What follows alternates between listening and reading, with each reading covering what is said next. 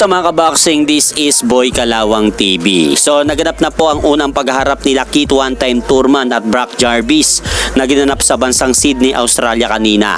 At dito mga idol, makikita natin sa kanilang nangyaring unang face-off na bahagyang mas mataas itong Australianong boksingero na si Brock Jarvis kumpara kay former WBA World Welterweight Champion Kit One-Time Thurman.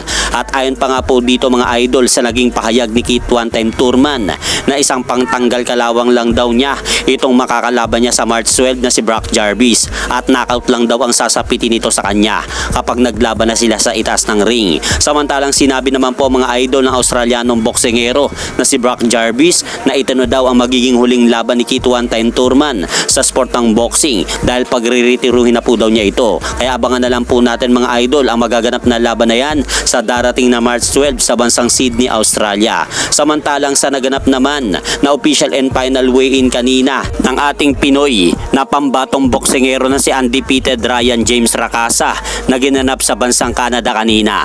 At tumimba nga po mga idol ang ating pambato na si Ryan James Racasa sa timbangan ng 134.8 pounds. Samantalang tumimbang naman ang makakalaban nito para bukas sa bansang Canada na si Canadian boxer Lucas Buddy ng eksaktong 135 pounds sa timbangan. Kaya dahil po dyan mga idol, kapag nga po nakuha ng bawat isa ang official weight limit sa lightweight division.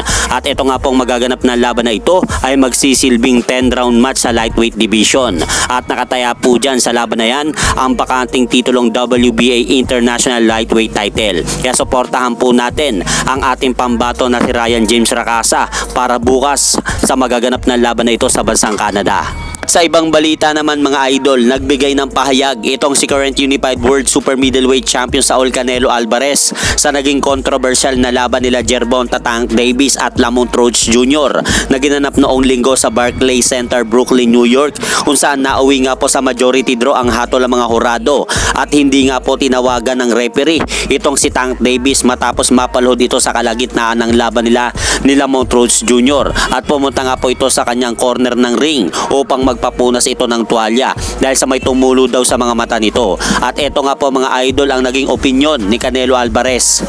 You need to lose like 10-8 that round at least, and the corner go up and put it a towel in the face. That's disqualification. Sa ngayon mga idol, ayan lang po muna ang ating maibabalita sa mundo ng boxing at maraming salamat. At hanggang dito na lang po muna ang aking update sa mga ganapan sa mundo ng boxing. At syempre mga idol, huwag nyo rin pong kalimutan pakisuportahan nyo naman po muna ang ating munting channel. Maraming salamat po.